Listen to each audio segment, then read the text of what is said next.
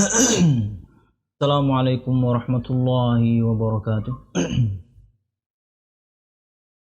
Innal hamdalillah nahmaduhu wa nasta'inuhu wa nastaghfiruh wa na'udzu billahi min shururi anfusina wa min sayyiati a'malina. May yahdihillahu fala mudilla lahu wa may yudlil fala hadiya lahu.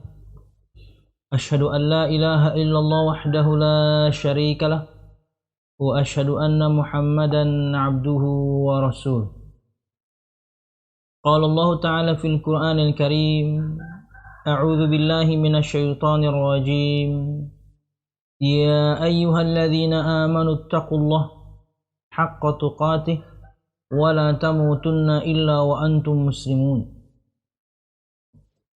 يا أيها الناس اتقوا ربكم الذي خلقكم من نفس واحدة وخلق منها زوجها وبث منهما رجالا كثيرا ونساء واتقوا الله الذي تساءلون به والأرحام إن الله كان عليكم رقيبا يا أيها الذين آمنوا اتقوا الله وقولوا قولا سديدا يصلح لكم أعمالكم ويغفر لكم ذنوبكم ومن يطع الله ورسوله فقد فاز فوزا عظيما فإن أصدق الحديث كتاب الله وخير الهدي هدي محمد صلى الله عليه وسلم وشر الأمور محدثاتها فإن كل محدثة بدعة wa kullu bid'atin dhalalah wa kullu dhalalatin finnar amma ba'd. Al-musyahidun al-kiram, para pemirsa yang dirahmati Allah Subhanahu wa taala.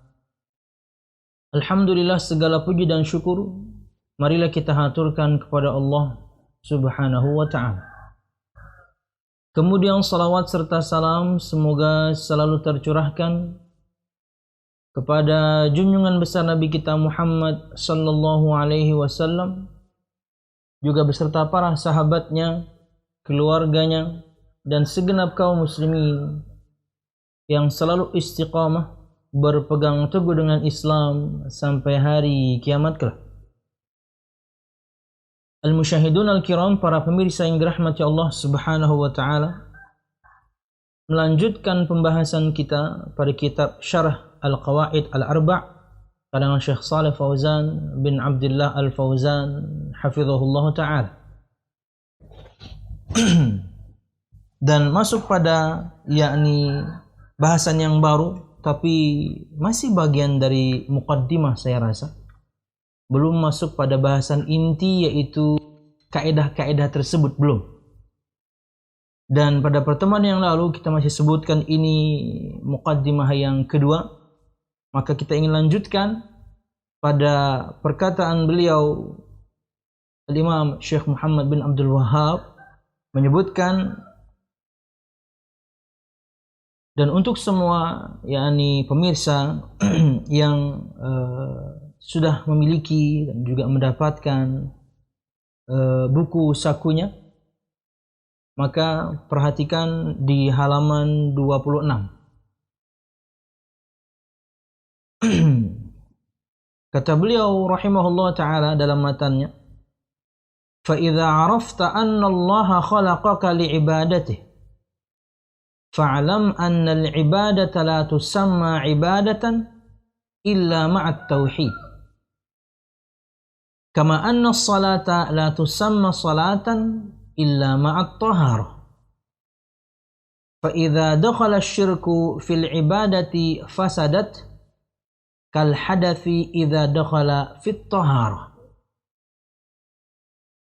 Kata beliau rahimahullah ta'ala, Syekh Muhammad bin Abdul Wahhab menyebutkan dalam muqaddimahnya satu bahasan sebelum masuk pada bahasan inti, yaitu berkaitan dengan 4 kaidah bagaimana mentauhidkan Allah Subhanahu wa ta'ala, 4 kaidah bagaimana memahami kesyirikan. Kata beliau rahimahullah ta'ala, apabila Anda telah mengetahui bahwa Allah Subhanahu wa ta'ala menciptakan Anda untuk beribadah kepadanya, maka ketahuilah bahwa peribadatan itu tidaklah dinamakan ibadah kecuali jika disertai dengan tauhid. Sebagaimana salat itu tidaklah dinamakan salat kecuali harus disertai dengan taharah. Maka jika kesyirikan itu masuk ke dalam peribadatan, menjadi rusaklah ibadah tersebut. Sebagaimana hadath ketika masuk ke taharah atau wudu seseorang, maka kemudian wudunya, taharahnya, maka salatnya tentunya tidak sah. Wallahu a'lam bissawab. Al-musyahidun al-kiram, pada pertemuan yang lalu kita telah menyebutkan suatu perkara berkaitan dengan makna al-hanifiyah. Coba perhatikan halaman 19. Ketahuilah, kata beliau pada matannya, semoga Allah Subhanahu wa ta'ala memberi petunjuk kepadamu untuk taat kepadanya. Doa dari Syekh untuk semua kita para penuntut ilmu, insyaallah. Bahwa sesungguhnya al-hanifiyah adalah millah Ibrahim. Yang dinamakan al-hanifiyah itu adalah agama Nabi Ibrahim. Apa artinya? Yaitu kalian beribadah kepada Allah Subhanahu wa ta'ala. Kalian beribadah hanya kepada Allah Subhanahu wa ta'ala dengan mengikhlaskan agama ini baginya semata. Itulah agama yang lurus. Dan pada syarahnya kita sebutkan bagaimana Nabi Muhammad sallallahu alaihi wasallam diperintahkan untuk mengikuti millah, agama yang lurus, yang hanif, millah Nabi Ibrahim alaihi salam. Wallahu a'lam bissawab. Nah, kata beliau dalam matannya ini, apabila Anda telah mengetahui bahwa Allah Subhanahu wa ta'ala menciptakan Anda untuk beribadah kepadanya, maka ketahuilah bahwa peribadatan itu tidaklah dinamakan ibadah kecuali jika disertai dengan tauhid. Inilah bahasan kita hari ini, al-musyahidun al-kiram, bahwasanya yang namanya ibadah tidak sah kecuali dengan tauhid. Tentunya ada bahasan yang lain nanti, karena syarat diterimanya amal bukan cuma tauhid, bukan cuma ikhlas mentauhidkan Allah, ikhlas mempersembahkan amal itu hanya kepada Allah, bukan. Ada syarat yang kedua, yaitu al-mutaba'ah, sesuai dengan tuntunan ajaran Nabi Muhammad sallallahu alaihi wasallam, mungkin di pekan depan. Sampai potongan ini dulu kita baca syarah dari Syekh Shalih Fauzan bin Abdullah Al-Fauzan hafizahullah ta'ala. Kata beliau, fa idza arafta anna Allah khalaqaka li'ibadati, dan jika kamu telah mengetahui bahwasanya Allah Subhanahu wa ta'ala menciptakanmu hanya untuk beribadah kepadanya, kata Syekh, yakni idza arafta min hadhil ayah, jika kamu telah mengetahui dari ayat ini, apa itu? Surah Al-Hujurat, surah Adz-Dzariyat ayat 56. Allah berfirman, "Wa ma khalaqtul jinna wal insa illa liya'budun." Dan tidaklah aku ciptakan jin dan manusia kecuali hanya untuk beribadah kepada aku. Kata Syekh, "Wa anta minal ins." Dan kamu itu adalah manusia. Jika kamu telah mengetahui dari ayat ini, tidaklah aku ciptakan, kata Allah, jin dan manusia kecuali hanya untuk beribadah kepada aku, kata Syekh, kamu manusia. Dakhilun fi hadhil ayah. Maka kamu, Anda, kalian semuanya, kita masuk dalam ayat ini. Tidaklah Allah Subhanahu wa ta'ala ciptakan jin dan manusia, kita manusia, kecuali hanya untuk beribadah kepadaku. Kata Syekh, wa arafta anna Allah ma khalaqaka abathan. dan engkau mengetahui bahwa Allah Subhanahu wa taala tidaklah menciptakanmu abathan, main-main. Tahu kita. Allah tidak ciptakan kita kemudian untuk main-main.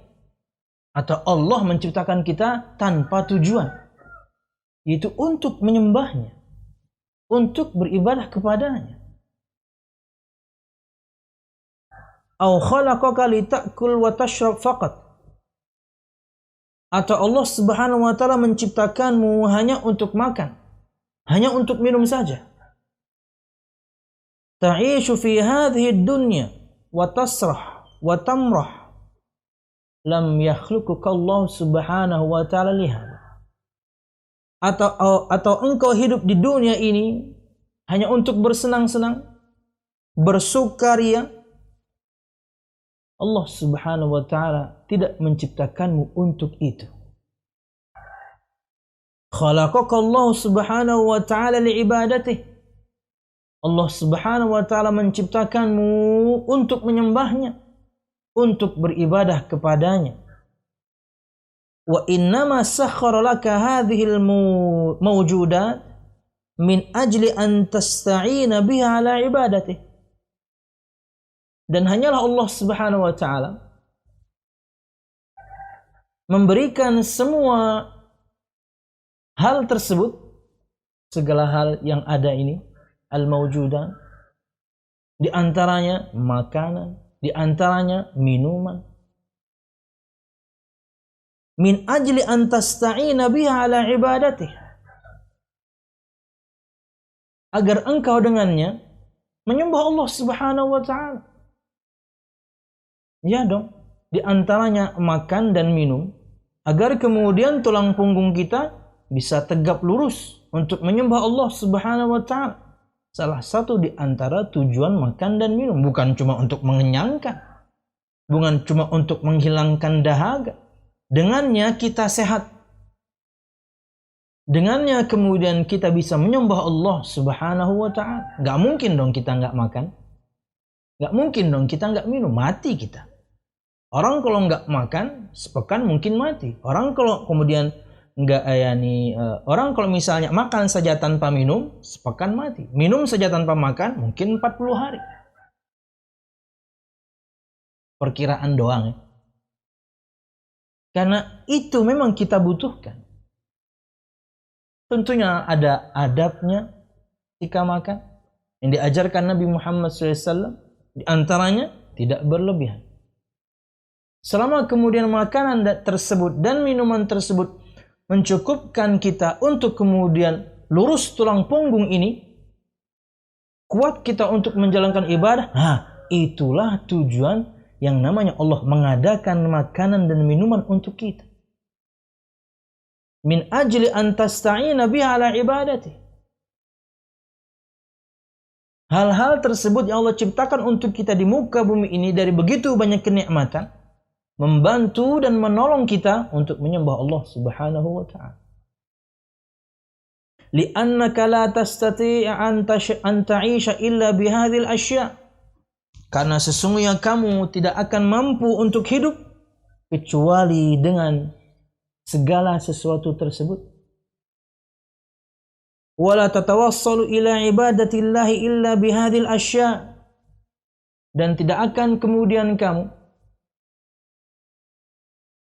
bisa menyembah Allah Subhanahu wa ta'ala kecuali dengan bantuan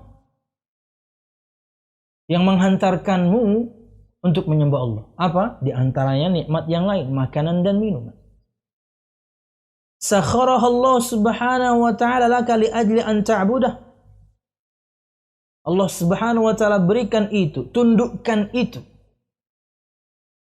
Semua hal yang ada di muka bumi ini untukmu, agar engkau menyembah Allah Subhanahu wa ta'ala. Laisa min ajli an tafrah biha wa tasrah wa tamrah wa tafsuq wa tafjur ta'kul wa tashrab mashtahaita. Hadza sya'nul bahaim. Allah Subhanahu wa ta'ala menciptakanmu dan memberikan kepadamu semua nikmat yang lain yang harusnya dengannya membantu kita untuk menyembah Allah. Allah menciptakanmu bukan untuk kamu hanya bersukaria, bersenang-senang, kemudian berbuat kefasikan, kemudian berbuat perbuatan yang keji, makan minum apa yang kamu mau. Bukan itu. Kata beliau, hadza sya'nul bahaim. Kalau yang demikian, ini kondisinya binatang ternak ya kayak gitu. Kalau tujuanmu hanya makan minum, hanya bersenang-senang, hanya bersukaria,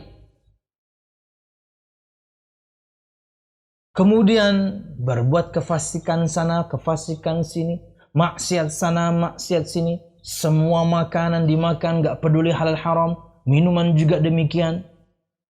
Misalnya, kata Syekh, ini binatang namanya. Lebih tepatnya binatang ternak. Ammal adamiyun, fallahu jalla wa ala khalaqahum li ghayatin azimah wa hikmatin azimah wa hiyal ibadah. Sedangkan adamiyun, anak Adam, manusia, bukan binatang dong.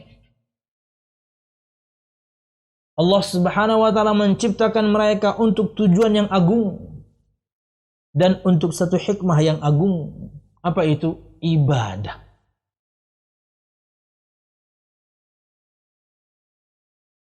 Tapi apakah kemudian tidak boleh kita bersenang-senang? Boleh. Silakan bersendau gurau, bersukaria, bersenang-senang, tapi itu bukan tujuan hidup. Silahkan makan, silahkan minum, tapi jangan berlebihan. Makanlah dan minumlah tentunya yang halal, yang dengannya membantu kita, menolong kita untuk menyembah Allah Subhanahu wa taala. Sehat. Makanannya sehat, bukan cuma halal, tapi menyehatkan. Hingga kemudian cukup tenaga dia untuk menyembah Allah Subhanahu wa ta'ala. Qala ta'ala, wa ma khalaqtul jinna wal insa illa liya'budun ma uridu minhum min rizqin. Kata Allah Subhanahu wa ta'ala, dan tidaklah aku ciptakan jin dan manusia kecuali hanya untuk beribadah kepadaku. Ma uridu minhum min rizqin. Aku tidak menginginkan dari mereka rezeki. Karena rezeki itu dari Allah. Identik memang dengan harta ya. Rezeki itu memang identik dengan harta. Tapi maknanya sebenarnya luas. Bahkan di antara sebagian para ulama mendefinisikan dengan segala sesuatu yang didapatkan dengan cara yang mudah, tidak dengan cara bersusah payah. Itu di antara makna rizki juga. Apapun itu. Dan yang masuk di bawah makna sebuah nikmat. Allah tidak inginkan itu dari kita. Kenapa? Karena kita yang butuh itu dari Allah. Ma uridu minhum min rizqin wa ma uridu ayyut'imun. Jika dilanjutkan ayat. Aku tidak menginginkan dari mereka rezeki. Aku tidak menginginkan dari mereka untuk memberi makan. Enggak, karena terbalik. Karena perkaranya adalah sebaliknya. Rezeki dari Allah. Makanan dari Allah. Dengan sebab-sebabnya kemudian kita bisa mendapatkannya. Taat kepada Allah, rizki datang. Sambung tali silaturahim, rizki datang. Bekerja mencari, rizki dapat. Ya, Allah telah tentukan rizki semua kita 50.000 tahun sebelum Allah menciptakan langit dan bumi. Dengan sebab-sebabnya. Nah, sebab-sebab inilah yang perlu kita tapaki.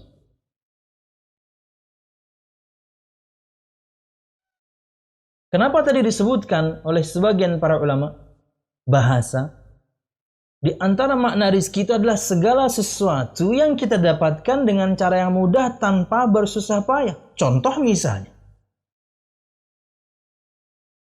Siapapun di antara kita terkadang kan dapat hadiah. Ya dong, rezeki dong. Dan Anda tidak bersusah payah mendapatkannya. Makanya secara bahasa seperti itu. Walaupun sangat jelas ya, orang-orang yang demikian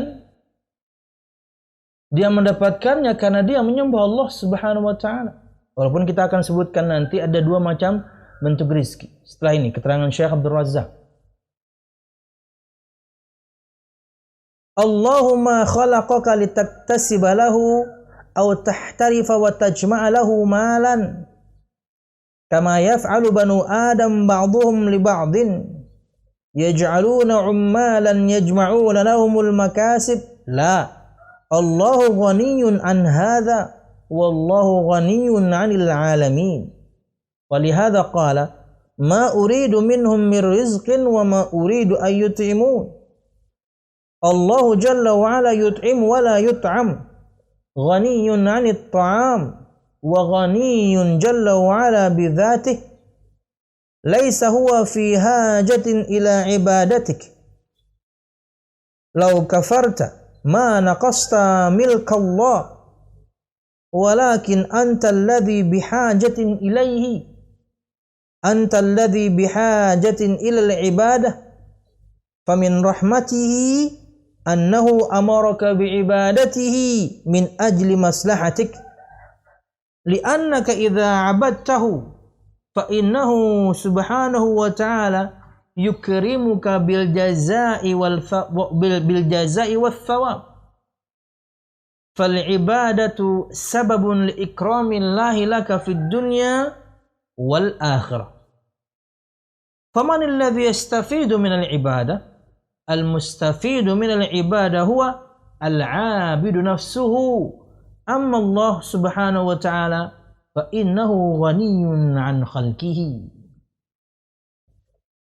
Kata Syekh menerangkan firman Allah subhanahu wa ta'ala dalam surah Az-Zariyat ayat 56 dan 57. Kata Allah subhanahu wa ta'ala, dan tidaklah aku ciptakan jin dan manusia melainkan supaya mereka beribadah kepada aku. Aku tidak menghendaki rezeki dari mereka. Aku tidak menghendaki supaya mereka memberikanku makan. Enggak butuh Allah subhanahu wa ta'ala. Perhatikan kata Syekh. Allahumma khalaqaka litaktasiba lahu. Allah menciptakanmu tidak untuk supaya kamu kemudian memberikan kepada Allah subhanahu wa ta'ala kasb, penghasilan, rezeki. Enggak. Atau tahtarifa wa tajma'a lahu malan, atau engkau mengumpulkan untuk Allah subhanahu wa ta'ala harta. Enggak. Kama yaf'alu banu Adam ba'dhum li ba'dhin. Sebagaimana perbuatan anak Adam manusia. Satu sama lain di antara mereka menjadikan yang lain ummalan, para pekerja. Yajma'u lana lahumul makasib. Bukan seperti anak Adam. Satu dan yang lain di antara mereka menjadikan ummal. Menjadikan sebagian di antara mereka karyawan, pekerja, agar para pekerja tersebut mengumpulkan untuknya harta. Nah, ini perkara anak Adam, ini perkara manusia. La, kata beliau tidak. Allahu ghaniyun an hadza. Allah maha kaya. Allah enggak butuh ini. Allah tidak butuh kemudian semua kita memberikan rizki kepada Allah. Kebalik. Allah tidak butuh kemudian kita mengumpulkan harta dan mempersembahkan kepada Allah. Enggak, kebalik. Allah enggak butuh akan itu. Wallahu ghaniyun 'anil 'alamin. Dan Allah subhanahu wa ta'ala maha kaya, tidak membutuhkan alam semesta. Karena Allah yang maha kaya, Al-Ghani. Di antara asma dan sifat Allah subhanahu wa ta'ala, Allah maha kaya. Oleh karena itu Allah subhanahu wa ta'ala berfirman, ma uridu minhum min rizqin wa ma uridu ayyut'imun.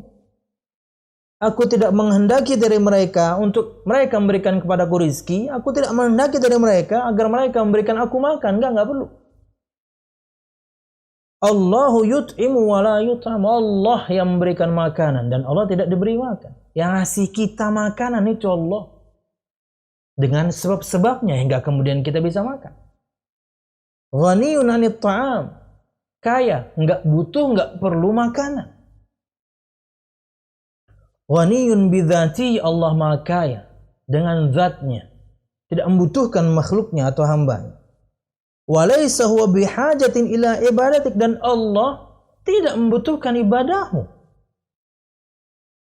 Lau kafarta ma naqasta milkallah atau mulkallah. Jika kamu kufur, tidak beriman kepada Allah, atau kemudian kamu kufur nikmat, tidak mensyukuri semua nikmat Allah Subhanahu wa taala berikan, kekuasaan Allah, kerajaan Allah enggak berkurang. Kan ada tuh disebutkan dalam hadits qudsi bagaimana Allah Subhanahu wa taala berfirman, ya bani Adam, ya ibadi, ya ibadi, law anna awwalakum wa akhirakum wa insakum wa jinnakum kanu ala afjari qalbi rajulin wahidin minkum ma naqasa dzalika min mulki syai'a. Wahai hamba-hambaku, jika awal kalian dan akhir kalian, manusianya dan jinnya, semuanya memiliki hati yang sama seperti buruknya hati seseorang, bejat semua. Mana qasadzalika min mulki syai'a. Semua hal tersebut tidak akan mengurangi sedikit pun dari kuasaku, kerajaanku. Enggak. Semua manusia dan jin kafir. Semua jin dan manusia kemudian tidak beriman kepada Allah. Kuasa Allah tidak berkurang. Kerajaan Allah tidak berkurang. Anda kemudian bukan melecehkan Allah gitu, enggak, menistakan Allah, enggak. Allah tetap maha agung, maha kuasa, raja di raja. Walakin anta alladhi bihajatin ilaih. Sebaliknya, kamulah, kitalah sebagai manusia yang butuh kepada Allah. Anta alladhi bihajatin ilal ibadah. Kamulah yang butuh untuk ibadah itu. Famin rahmatihi, maka di antara rahmat Allah Subhanahu wa taala, di antara bentuk kasih sayang Allah Subhanahu wa taala, annahu amaraka bi ibadatihi min ajli maslahatik. Di antara bentuk kasih sayang Allah Subhanahu wa taala, Allah memerintahkanmu untuk beribadah kepadanya demi kemaslahatanmu, demi kebaikanmu. Ibadah ini untuk kita. Kita persembahkan untuk Allah, manfaatnya untuk kita. Itu maksudnya. Kita yang butuh untuk beribadah ini. Karena manfaatnya akan kembali ke kita. Allah perintahkan kita beribadah kepada Allah karena kemaslahatannya kembali ke kita. Betapa banyak janji-janji dari Allah Subhanahu wa taala, juga sabda Nabi Muhammad SAW untuk orang-orang yang bertakwa. Di awal-awal surah At-Talaq itu saja ada 5 keutamaan kan? Ada 5 keutamaan untuk orang-orang yang beribadah. Artinya apa? Manfaatnya kembali kepada mereka. Ketakwaan mereka, manfaatnya kembali kepada mereka. Wa may yattaqillaha yaj'al lahu makhraja wa yarzuqhu min haitsu la yahtasib. Wa may yattaqillaha yaj'al lahu min amri yusra. Wa may yattaqillaha yu'dhim lahu ajra. Wa may yattaqillaha yukaffir anhu sayyiati wa yu'dhim lahu ajra. Ayat 2-5. Barang siapa bertakwa kepada Allah Subhanahu wa taala, menjalankan perintahnya, meninggalkan larangannya, ibadah, mempersembahkan ibadahnya hanya kepada Allah, Allah berikan dia jalan keluar, memberikan dia rizki dari jalan yang tidak dia duga-duga, menjadikan segala urusannya mudah, mengampuni dosa-dosanya, dan melipat gandakan pahalanya. Oh, ini aja udah 5. Untuk siapa manfaatnya? Kita sendiri. Kita yang butuh akan ibadah ini. Kita yang perlu untuk ibadah ini. Makanya di antara bentuk kasih sayang Allah, Allah perintahkan kita untuk menyembahnya supaya kemaslahatan balik ke kita. Kata beliau, li'annaka idza 'abadtahu, karena sesungguhnya jika kamu menyembahnya, fa innahu subhanahu wa ta'ala, maka sesungguhnya Allah subhanahu wa ta'ala yukrimuka bil jazai wath thawab. Allah akan memuliakanmu dengan memberikan balasan dan pahala. Fal ibadatu sababun li ikramillahi laka fid dunya wal akhirah. Maka ibadah itu adalah sebab agar Allah subhanahu wa ta'ala memuliakanmu di dunia dan di akhirat. Anda ingin mulia, sembah Allah. Anda ingin mulia, Anda ingin Allah muliakan di dunia sebelum di akhirat, beribadahlah kepada Allah. Sembahlah Allah, taati perintahnya, tinggalkan larangannya. Esakan Allah dalam peribadatan kalau siapapun di antara kita ingin Allah muliakan dengan balasan dan juga pahala. Kata Syekh, maka ibadah itu sebab Allah subhanahu wa ta'ala memuliakanmu di dunia dan di akhirat. Kemudian beliau bertanya, famanil ladzi yastafidu minal ibadah? Maka kalau begitu siapa sebenarnya yang mendapatkan faedah, manfaat dari peribadatan? Al-mustafidu minal ibadati huwal 'abidu nafsuhu.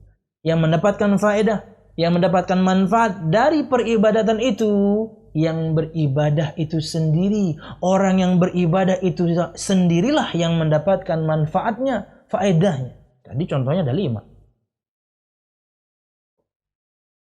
Amma Allah Jalla wa Ala fa innahu ghaniyun an khalqih. Sedangkan Allah Subhanahu wa taala Maha Kaya, tidak membutuhkan hambanya. Ya. Bentuk kasih sayang Allah, Allah perintahkan kita untuk menyembah dan manfaatnya kembali ke kita. Ketika kita menyembah Allah Subhanahu wa taala, kekuasaannya enggak bertambah karena Allah memang Maha Kuasa kok. Di hadis yang sama, di hadis qudsi yang tadi yang sama. Wahai hambaku, kata Allah, jika awal kalian dan akhir kalian, manusia dan jinnya, semuanya hatinya seperti hatinya orang baik, semuanya taat kepada Allah, ma zada min mulki syai'an, tidak menambahkan kerajaanku sedikit pun. Kenapa? Karena manfaatnya untuk Anda. Ibadah ini manfaatnya untuk kita. Maksiat ini juga keburukannya kembali ke kita. Bahkan terkadang untuk dosa-dosa tertentu, cepat atau lambat kita rasakan langsung. Kita rasakan langsung, yakni efek buruknya.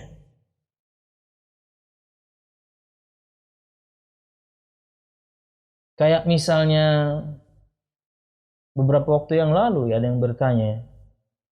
Ya tentunya, yakni dosa yang satu-satunya dosa yang dilarang untuk mendekati, yaitu zina. Apalagi melakukan. Masih di dunia, repot dia. Kenapa? Karena ya dia akan mendapatkan balasannya. Sudah taubat orangnya, susah dapat jodoh. Sudah taubat orangnya, ketika dapat jodoh, susah punya anak. Macam-macam. Tapi insya Allah di saat yang sama itu pelebur dosa Anda. Sabar aja. Karena perbuatan yang keji yang kemarin Anda lakukan. Apalagi orang yang sudah pernah menikah. Aduh, lebih parah lagi dong.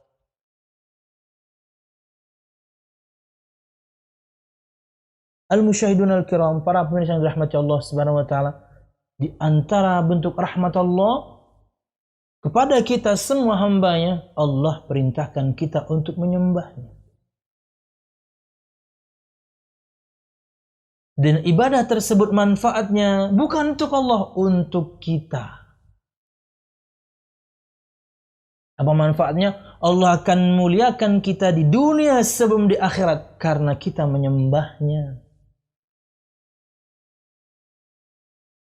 Lalu jika ada pertanyaan, siapakah yang mendapatkan manfaat dari peribadatan ini? Allah kah? No, kita. Manfaatnya kembali ke kita.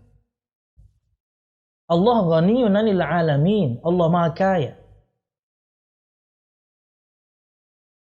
Tidak membutuhkan yakni makhluknya. Makhluk yang butuh kepada Allah Subhanahu wa taala. Ketika semua kita, jin dan manusia, dari awal sampai terakhir menyembah Allah, kuasa Allah nggak bertambah karena Allah memang maha kuasa. Sebaliknya ketika na'udzubillah semua jin dan manusia bejat, sesat, kafir, nggak ada yang beriman, kekuasaan Allah nggak berkurang. Kenapa? Karena keburukan mereka yang akan dapatkan untuk yang kufur. Dan balasan dan pahala mereka yang akan dapatkan karena mereka beriman kepada Allah Subhanahu wa taala. Al-musyahidun al-kiram, seperti yang Allah sebutkan tadi, kita ingin ambil sedikit faedah berkaitan dengan Ar-Razzaq. Beliau ingin sebutkan sedikit keterangan Syekh Abdul Razzaq bin Abdul Muhsin Al-Abbad hafizullah subhanahu wa ta'ala dalam kitab kecil ya, Mukhtasar Fikih Asmaul Husna. Ringkasan dari Fikih Asmaul Husna. Tipis tentunya karena aslinya tebal ya. Ini ringkasan saja. Nah, tentunya terjemahan bahasa Indonesia sudah ada. Mungkin di antara buku yang akan ulun review juga nanti suatu saat ya. Seperti ini ya. Oke. Al-musyahidun al-kiram. Berikut keterangan beliau tentang man al-ghani. Tentang Ar-Razzaq, Ar-Razzaq. Maha memberi rezeki. Ar-Razzaq ay al-mutakaffilu bi arzakil ibad. Di antara makna Ar-Razzaq, salah satu di antara nama-nama Allah Subhanahu wa taala yang banyak adalah al-mutakaffilu bi arzakil ibad. Zat Allah Subhanahu wa taala yang menjamin semua rizki semua makhluknya. Itu di antara maknanya. Makanya jangan pernah takut untuk meninggalkan yang haram. Kenapa? Allah sudah jamin rizki Anda. Kenapa? Salah satu nama Allah maha memberi rezeki atau rejeki bahasa kita. Segala bentuk manfaat yang sampai kepada diri kita, bahkan terkadang kita mendapatkannya tanpa bersusah payah. Itulah rezeki. Maknanya luas tentunya ya. Tapi di antara sebab kita mendapatkannya, kita kerja, kita cari.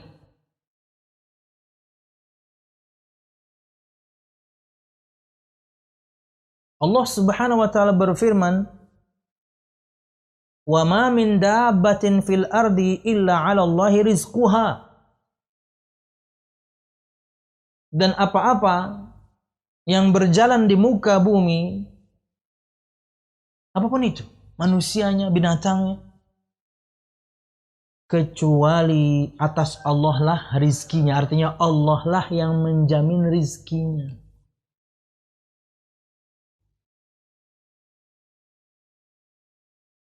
Bukan berarti kemudian kita berpangku tangan. Kita mengais rizki. Allah Subhanahu wa taala telah tentukan rizki kita dengan sebab-sebabnya. Taati Allah, rizki datang. Sambung tali silaturahim, rizki datang. Cari dengan bekerja, rizki datang.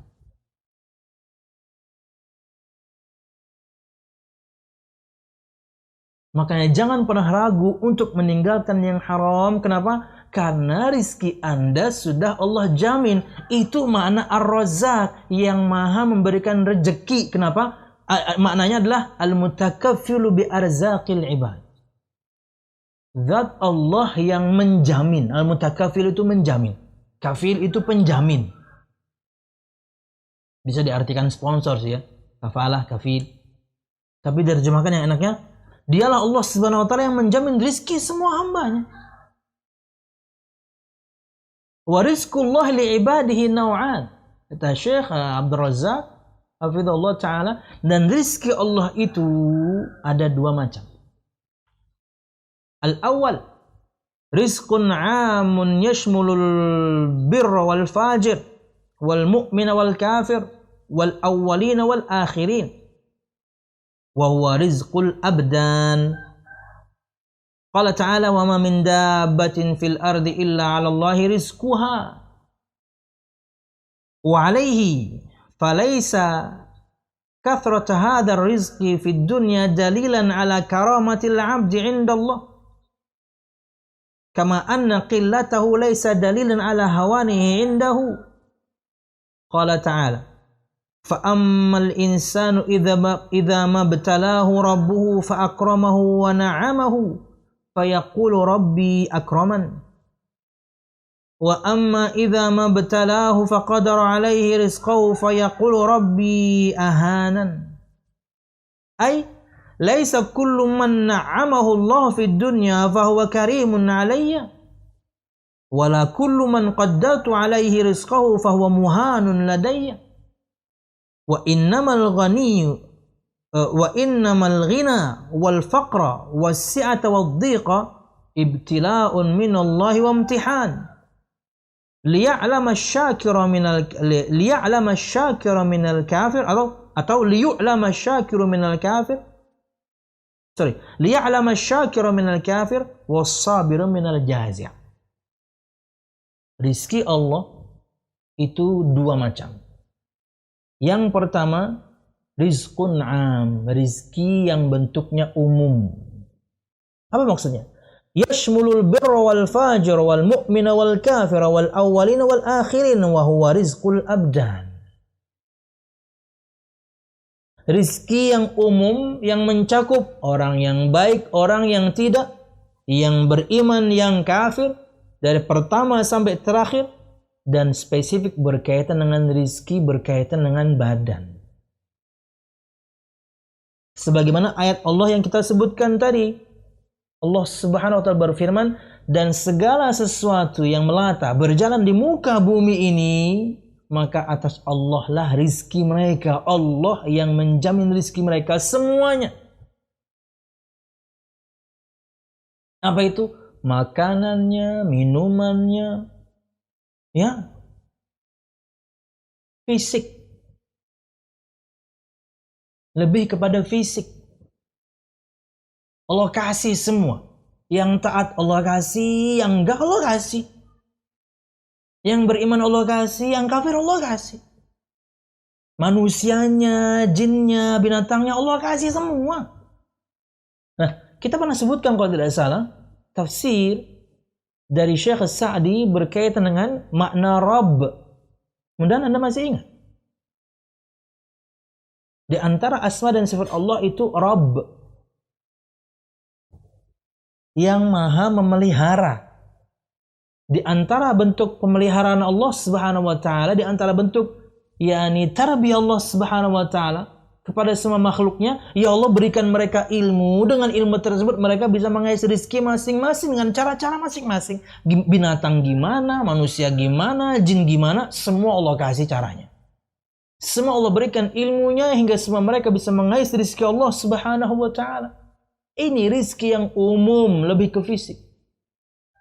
Semua yang berjalan di muka bumi seperti kita dan juga binatang atau kemudian jin, maka Allah yang menjamin rezeki mereka semua. Allah kasih yang baik, yang buruk, yang beriman, yang tidak, dari dulu sampai sekarang dan nanti Allah semua yang ngasih. Ini umum.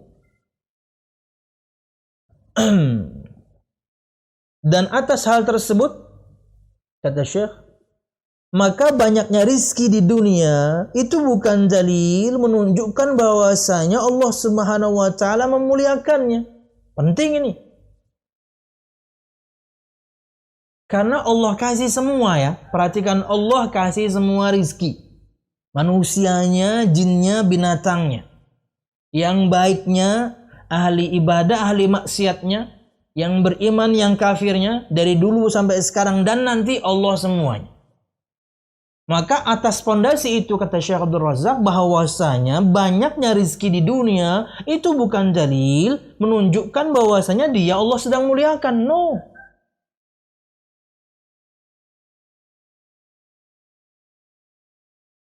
Kama anna qillatahu laisa dalilan ala hawani indah. Sebagaimana juga sebaliknya, sedikitnya rizki seseorang bukan berarti itu menunjukkan dia orang yang hina. Enggak.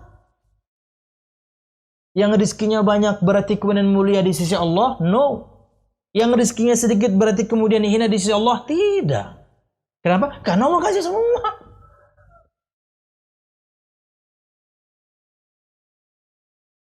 Allah Subhanahu wa taala berfirman dalam surah apa ini? Al-Fajr bukannya? Al-Fajr ya. Ayat berapa itu?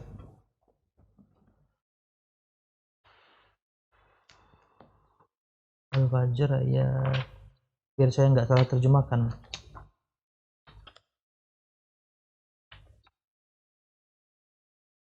Al-Fajr ayat 15 sampai 17. Perhatikan.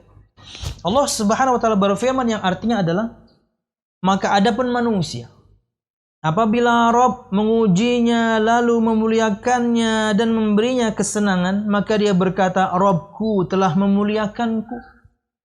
Namun jika Rabb mengujinya lalu membatasi rezekinya, maka dia berkata, Rabb telah menghinaku. Sekali-kali tidak. Ini anggapan manusia. Kalau rezeki banyak, oh Allah sedang memuliakanku. Rezeki sedikit, aduh Allah sedang menghinaku. Enggak gitu. Karena semuanya Allah kasih. Ini anggapan manusia. Ini pendapat manusia. Merasa bahwasanya ketika harta banyak Anda mulia di sisi Allah? No. Kenapa? Semua orang Allah kasih. Ini pendapat manusia. Ketika kemudian dia rizkinya sempit, aduh Allah sedang menghinakanku. Tidak. Kenapa? Semua Allah kasih.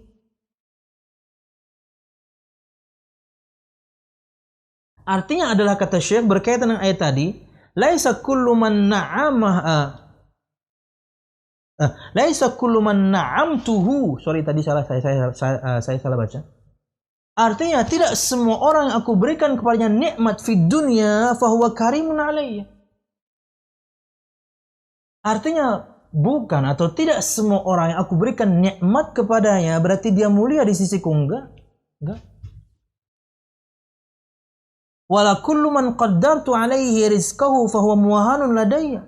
Atau tidak juga ketika Allah Subhanahu wa taala atau aku kata Allah memberikan ketentuan untuknya, takdir bahwasanya rizkinya tidak luas, berarti dia kemudian hina di sisiku? Enggak. Wa innamal ghina wal faqra was-si'ata wad-dhiqa ibtila'un minallah wa imtihan. Tapi sesungguhnya hanyalah kekayaan, kefakiran, kelapangan harta dan kesempitan harta semuanya adalah ujian dari Allah Subhanahu wa taala. Semuanya ujian. Anda banyak harta bukan berarti Anda mulia. Anda sedikit harta bukan berarti Anda hina. Semuanya itu ujian dari Allah Subhanahu wa taala. Agar apa? Liya'lama syakira minal kafir, agar Allah mengetahui siapa yang bersyukur, siapa yang kufur. Agar Allah mengetahui was-sabira minal jazi, agar Allah tahu siapa yang sabar dibandingkan kemudian yang tidak. Kaya Anda, dapat ujian kekayaan Anda, tapi kemudian Anda bersyukur, Anda membelanjakannya di jalan yang tepat, itu yang Allah ingin tahu. Lulus ujian Anda. Harta Anda banyak, Allah kasih banyak, betul, dengan sebab-sebab yang memang Anda tapaki semuanya. Tapi dengannya membuat Anda makin bersyukur, membelanjakannya tepat, yang wajib iya, yang sunnah iya, itu yang Allah inginkan. Allah ingin tahu siapa yang bersyukur, siapa yang tidak. Dapat harta banyak, dengan semua sebab yang dia tapaki, karena secara umum Allah kasih semua. Tapi dia gunakan bermaksiat. Ketahuan siapa yang bersyukur, siapa yang tidak. Was-sabira minal jazi', dan Allah ingin tahu siapa yang bersabar dibandingkan kemudian yang mungkin mengeluh-ngeluh. Allah ingin tahu. Rizkinya memang gak lancar. Rizkinya memang gak luas. Ujian dari Allah Subhanahu wa taala, tapi dia sabar. Itu yang Allah pengen tahu. Ini orang sabar dikasih rizkinya cukup. Dan bisa jadi al-musyahidun al-kiram, bukan bisa jadi ya, Allah tahu. Bukan bisa jadi, Allah tahu kenapa Allah berikan fulan banyak, fulan sedikit. Allah Maha tahu. Maka inilah tugas kita untuk siapapun di antara Anda, siapapun yang Allah lapangkan untuknya rizkinya, bersyukurlah. Itu yang Allah inginkan. Kenapa? Itu ujian untuk Anda, tapi Anda bersyukur. Bentuk syukur, ya alihkan semua rizki tersebut untuk peribadatan. Membelanjakannya tepat, bahkan menghantarkan Anda ke surga Allah, itu mantap. Dan untuk yang sebaliknya, maka bersabarlah. Karena ini ujian dari Allah. Karena bisa jadi ketika kita kemudian Allah berikan kelapangan harta, kita mungkin lupa kepada Allah. Sangat mungkin itu. Sangat mungkin itu. Ketika susah, wah salatnya khusyuk. Ketika susah, wah doanya panjang. Ketika susah, wah yang sunnah-sunnah dilakukan. Kenapa? Karena selalu memohon. Begitu Allah lapangkan untuknya harta, sibuk dengan dunia. Biasanya sholat duha, enggak sholat duha lagi. Biasanya sholat malam, enggak sholat malam lagi. Lawang tidurnya udah jam 1. Gimana mau bangun jam 2 atau jam 3? Kenapa? Dunia. Itu yang sunnah. Bahkan terkadang yang wajib keteteran. Gimana itu? Kenapa? Dunia. Allah berikan untuknya, Allah bukakan untuknya dunia, tak taunya kemudian malah lupa. Jangan-jangan kita kayak gitu. Harusnya kemudian berpikir. Maka bersyukur, memiliki sifat yang qanaah, mensyukuri apa yang Allah Subhanahu wa taala berikan, merasa cukup dengan yang Allah Subhanahu wa taala berikan. Kenapa? Ujian untuk yang kurang itu adalah kesabaran. Karena kita takutkan ketika Allah lapangkan untuk kita harta, lupa kita kepada dunia. Ulun pernah bahas ini ya, tapi waktu itu di video yang santai ya. Ulun bahas ini waktu ulun ngomong sendiri sebelum kemudian ulun menjemput salah seorang di antara ikhwah untuk wawancara di apa Pit namanya Pit? Di konten ini Jalan Hijrahku. Jadi waktu itu ulun ngomong sendiri ya, kayak orang gila ya. Ulun ceritakan kalau itu obrolan bersama Ustaz Ahmad Zainuddin. Ulun ingat beliau yang berbicara berkaitan dengan sebagian ikhwah yang meninggalkan nikmat dunia, harta dalam hal ini yang luar biasa banyak, tapi haram. Harta yang haram, transaksi yang haram, yang angkanya bukan jutaan, bukan ratus ribu atau jutaan, miliaran, dia tinggalkan. Saya ingat sekali perkataan ini dari lisan beliau. Semoga Allah merahmati beliau. Ustaz Ahmad Zainuddin, hafizullah ta'ala. Kata beliau, kalau kita di posisi mereka, mungkin kita nggak bisa keluar. Ya. Luar biasa teman-teman itu. Saya tahu sebagian teman-teman itu. Karena ulun nanya. Ada yang gajinya sebulan 20. Ada yang gajinya sebulan bisa 50. Bisa dia tinggalkan.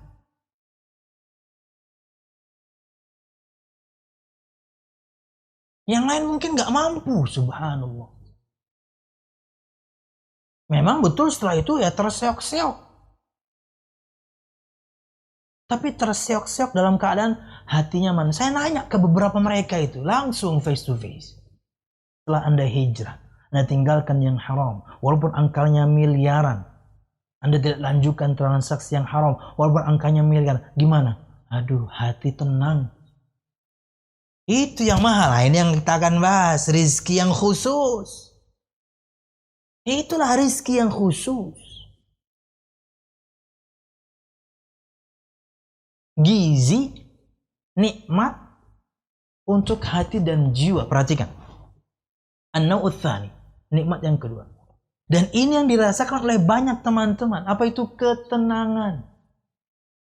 Karena sebelumnya nggak tenang. Untuk meloloskan transaksi ini, meloloskan transaksi itu harus sogok sini, sogok sana. Tahu nih haram sini, haram. Tahu dia ini haram. Tapi supaya goal. Bergejolak hati ini. Tapi miliaran fulusnya gimana dong? Apalagi kemudian syaitan masuk gitu ya. Kamu ini untuk, ini kan cara kamu mencari nafkah. Udah ambil aja. Jangan jadi orang bodoh dong. Ini transaksi miliaran, bukan ratus, 200 ribu atau juta, 2 juta atau pulang. Ini miliaran. Bodoh sekali kamu tinggalkan. Hati berkata, tapi kan haram. Halah sedikit, itu koruptor, itu triliunan biasa aja mereka. Kamu ini dikit. Supaya anakmu makanannya tercukupi, istrimu makanannya, minumannya tercukupi, semua kebutuhan supaya tercukupi. Emang iblis emang. Rayuannya luar biasa. Kamu ini sedang cari nafkah. Kamu dapat pahala lu nyari nafkah. Bayangin ya iblis janjikan pahala. Tapi tidak. Kenapa? Dia ikuti yang namanya yakni kata hati. Dia minta fatwa pada hatinya. Bergejolak di sini. Ini transaksi nggak benar. Saya nggak boleh lanjut. Miliaran loh, bodoh amat. Triliunan loh, bodoh amat. Kenapa? Di sininya nggak tenang, ngapain?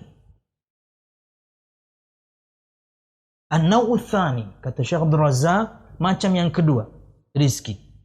Rizqun khasun wa huwa rizqul qulubi wa taghdhiyatuha bil ilmi wal iman war rizqil halal alladhi yu'inu ala salahid din. Yang kedua, rizki yang khusus tadi umum, semua orang Allah kasih. Yang baik, yang buruk, yang beriman, yang tidak, dari awal, sekarang, sampai nanti. Lebih kepada fisik, Allah kasih semua.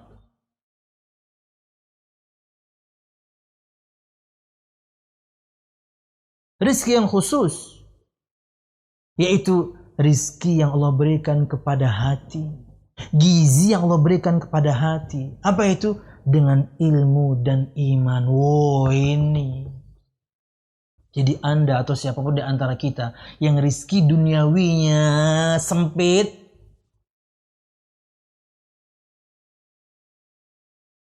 jangan khawatir. Anda dapat rizki yang khusus. Mudah Anda nuntut ilmu, mudah Anda paham ilmu, mudah Anda praktekkan ilmu. Ini rizki yang khusus dari Allah. Apa? Rizki hati, ketenangan hati, ketentraman hati. Wa taghdhiyatuha bil ilmi wal iman. Rizki untuk hati-hati ini, dan kemudian Allah berikan gizi padanya, asupan pada hati tersebut dengan ilmu dan iman. Abstrak, gak bisa dijamah. Walaupun itu disebutkan dalam hadis, bisa dirasa. Apa? Ada manisnya iman. Warizqil halal alladhi yu'inu ala salahiddin, dan rizki yang halal yang menolong seorang untuk kebaikan agamanya. Kalau Anda balik rizki yang buruk, enggak nolong kebaikan agama. Yang halal ini yang nolong. Mudah Anda akhirnya untuk beribadah, mudah nuntut ilmu, mudah mempraktekkan ilmu, mudah mendakwakan ilmu. Kenapa? Rizkinya halal. Rizki khusus, spesial. Wa hadza khasun bil mu'minin ala maratibihim minhu bihasbi ma taqtadi hikmatu wa rahmatuhu. Dan rizki yang jenis yang kedua ini, macam yang kedua ini, khusus hanya untuk orang-orang yang beriman, dan tentunya martabat dan derajat mereka berbeda satu sama lain sesuai dengan kehendak Allah dan hikmah di balik itu. Ada yang Allah berikan yakni levelnya tinggi, ada yang tidak, tapi semuanya dapat rezeki yang khusus, cuman levelnya beda-beda. Wallahu a'lam bissawab. Wa yutimmu subhanahu wa ta'ala karamatahu lahum, dan Allah menyempurnakan untuk mereka kemuliaan untuk mereka. Wa mannahu alaihim bi idkhalim yaumil qiyamah jannatin na'im, dan Allah kemudian berikan mereka nikmat puncak dengan memasukkan mereka ke surga Allah Subhanahu wa taala, surga yang penuh dengan kenikmatan. Wallahu a'lam bissawab. Allah Subhanahu wa taala berfirman, "Wa may yu'min billahi wa ya'mal salihan yudkhilhu jannatin tajri min tahtihal anhar khalidina fiha abada qad ahsanallahu lahu rizqa." Barang siapa yang beriman kepada Allah dan beramal saleh, niscaya Allah akan memasukkannya ke dalam surga-surga yang mengalir di bawahnya sungai-sungai, kekal mereka di dalamnya selama-lamanya, dan Allah telah berikan mereka kebaikan untuknya, sebuah rizki, rizki yang khusus. Iman, amal saleh yang menggiring ke surga Allah Subhanahu wa ta'ala. Wallahu a'lam bissawab. Ini yang bisa kita sampaikan, mudah-mudahan bermanfaat. Salah dan khilaf ulum, mohon maaf. Mudahan kajian kita diberkahi Allah Subhanahu wa taala. Amin ya rabbal alamin. Maka ketika kita tahu semua kita diciptakan untuk beribadah kepadanya, maka beribadahlah kepada Allah, persembahkan ibadah kita hanya kepada Allah, dan ibadah tersebut sebab Allah muliakan kita di dunia sebelum di akhirat, insyaallah. Amin ya rabbal alamin. Wallahu a'lam bissawab. Seperti biasa, para penanya kita akan berikan mushaf karena ini hari Rabu, maka mushaf dan juga buku ini ya.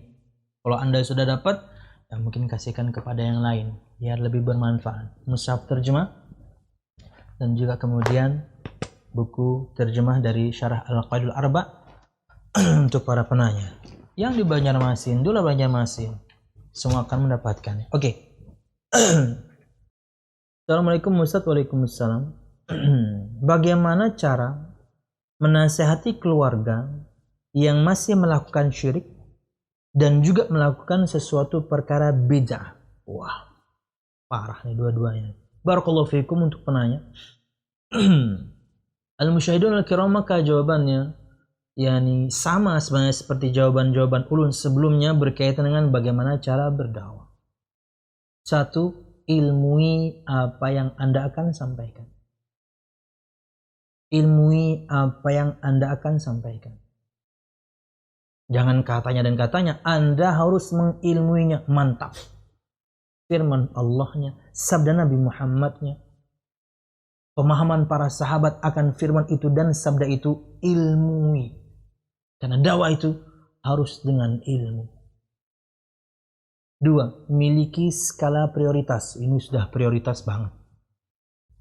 Dua hal ini paling penting. Tidak ada yang bisa mengalahkan ini. Apa itu? Syirik. Dosa besar yang paling besar. Menghancurkan semua amal. Kalau meninggal belum tobat, tidak Allah ampuni. Dan tempat kembalinya neraka. Ini paling ngeri. Tidak ada yakni prioritas lebih tinggi dibandingkan ini. Apa itu? Mendakwahkan tauhid, musuhnya syirik. Mendakwahkan sunnah, musuhnya bid'ah. Maka Anda harus mengilmuinya dulu dan skala prioritas sudah ada. Kenapa? Ini paling prioritas yang Anda harus sampaikan memang. Apa itu? Tauhid, mengesahkan Allah Subhanahu wa taala dalam peribadatan. Karena kita bahas tadi, walaupun enggak sekarang ya, kita akan lanjutkan di pertemuan berikutnya. Tidak dinamakan ibadah kecuali dengan tauhid. Artinya percuma ibadah Anda kalau tanpa tauhid. Sama seperti percumanya salat Anda kalau tanpa toharoh. Itu poin berikutnya di pekan mendatang insyaallah. Paling penting. Udah ada skala prioritas. 3, timing. Pengwaktuannya harus tepat. Anda harus lihat situasi dan kondisi. Harus tepat menyampaikannya. Yang keempat kemudian kelembutan. Hiasi dengan kelembutan. Ya. Walaupun mungkin yang Anda sampaikan adalah mungkin ancaman, tapi menyampaikannya mungkin dengan cara yang tepat. Bapak kalau masih begini Pak, neraka Pak. Jangan gitu. Timingnya harus tepat, menyampaikannya harus dengan kelembutan, walaupun mungkin yang disampaikan adalah neraka.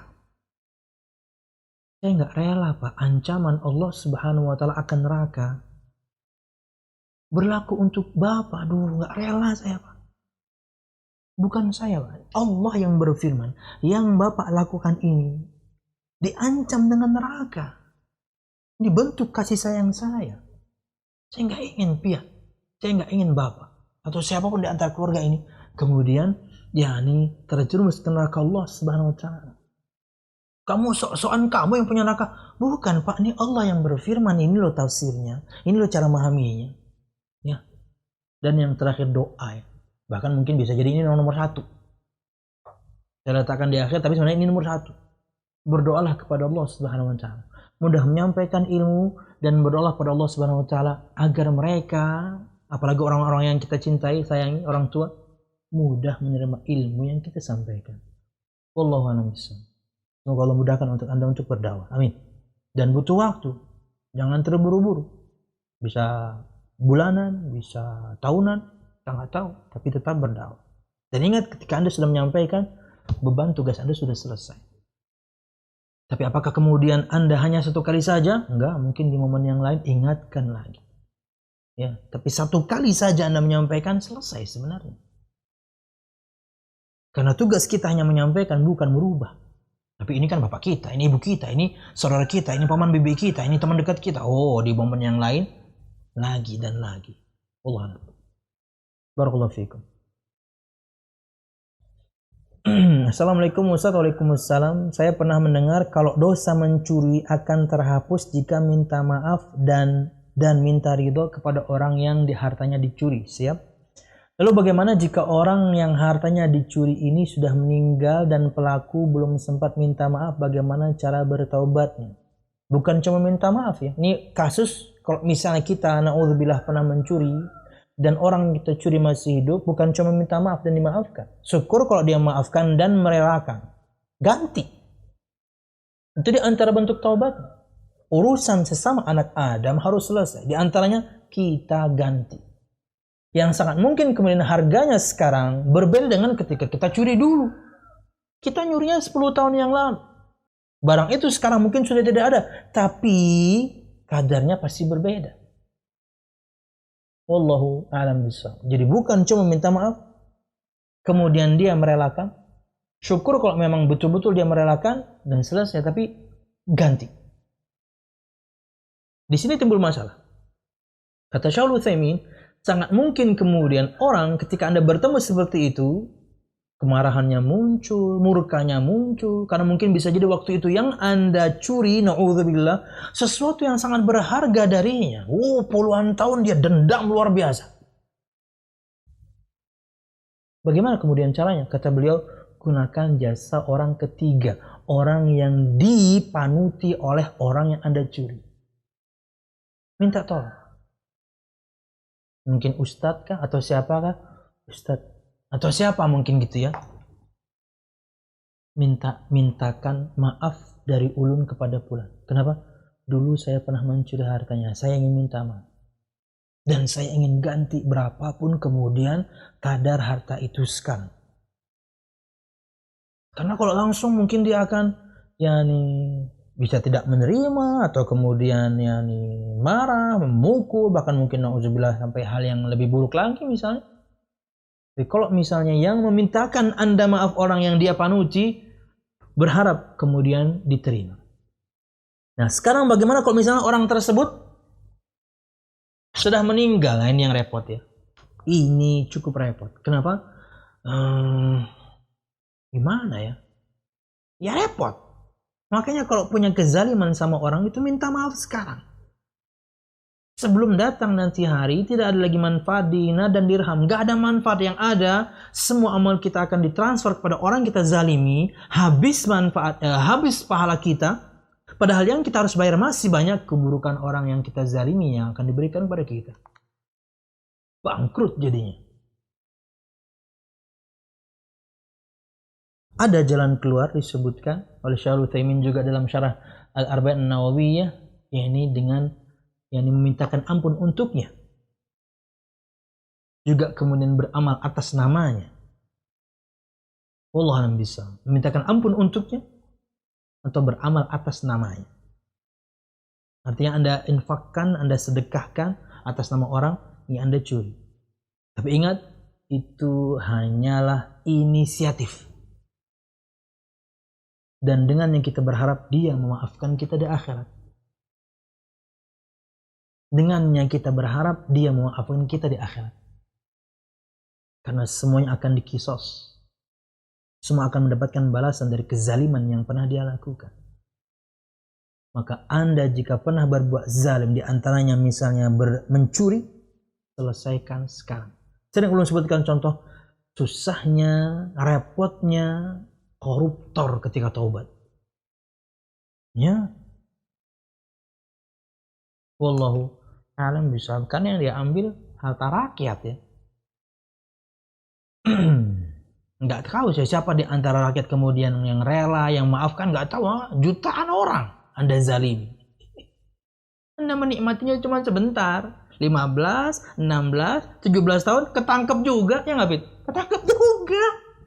Udah ketangkep dalam keadaan tua. Selama puluhan tahun ini tinggal di negeri ini, di negeri itu dalam keadaan was-was. Ujungnya ketangkap juga. Akhir hidup yang buruk. Sudah tua di penjara pula. Nauzubillah.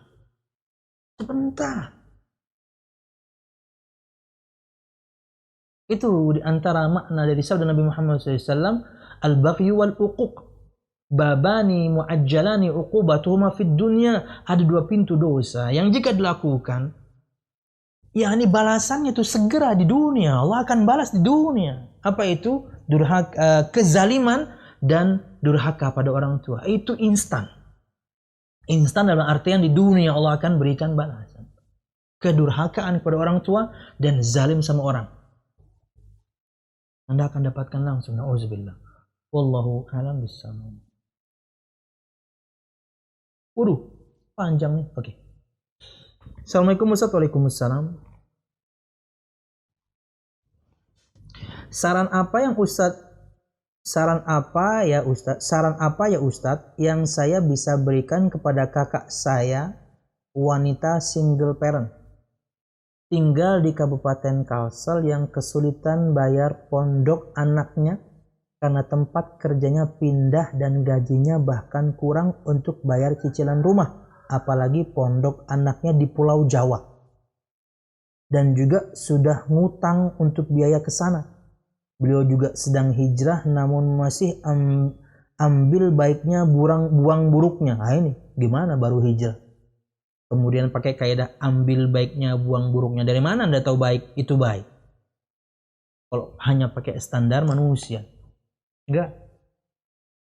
Kebaikan bisa datang dari siapapun, tapi berguru harus milih. Ingin saya pindahkan ponakan saya ke pesantren sunnah agar bisa ngajak kakak saya ngaji sunnah, namun saya belum punya kemampuan untuk membantu. Mohon saran Ustadz, saya takut kakak saya akan ngutang lagi dan bertumpuk. Al-Musyahidun Al-Kiram, di Indonesia ini saya tidak bisa katakan banyak, tapi ada pesantren-pesantren yang gratis atau ketika bayar tapi ada subsidi silang. Ya, berusaha lah. Kalau misalnya ini di Kalsel ya, kita nanti akan berikan ya nomornya para ustadz ya. Ya, pesantren-pesantren itu, bahkan di antaranya pesantren Intan Ilmu misalnya, ada subsidi silang. Orang-orang yang khusus kemudian harus dibantu. Anaknya punya kecerdasan, anaknya punya kemampuan, tapi harta nggak ada, dibantu insya Allah. Hukum asal berhutang tentunya boleh, dengan pertimbangan kita bisa bayar.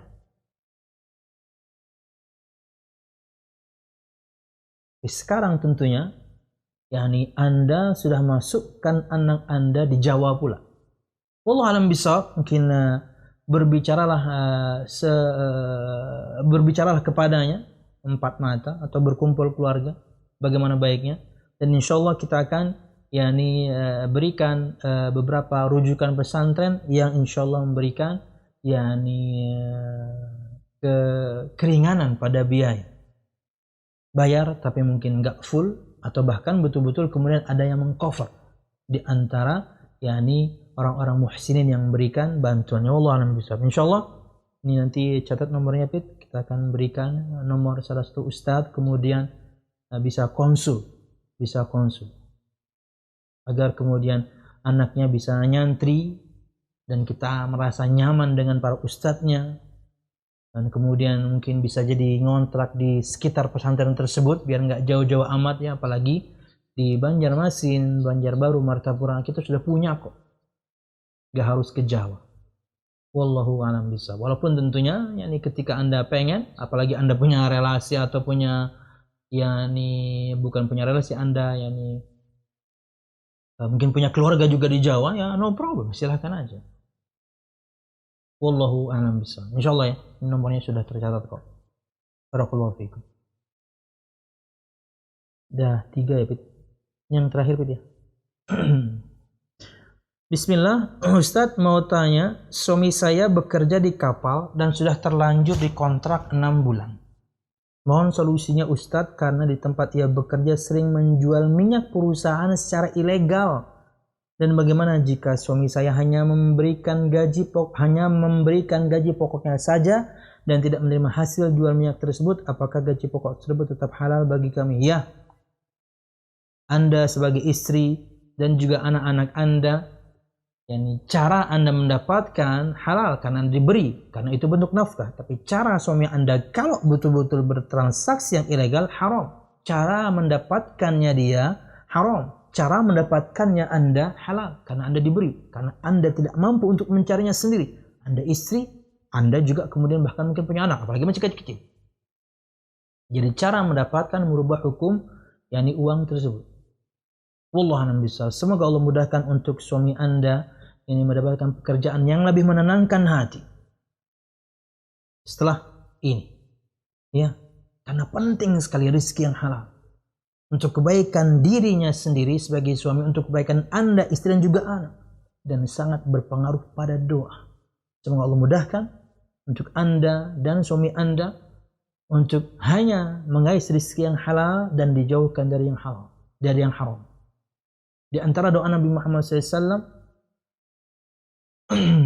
yang dengannya kemudian kita memohon kepada Allah Subhanahu wa taala agar hanya diberikan yang halal dan jauhkan dari yang haram adalah doa beliau, Allahumma kfini bihalalika an haramika ya arhamar rahimin.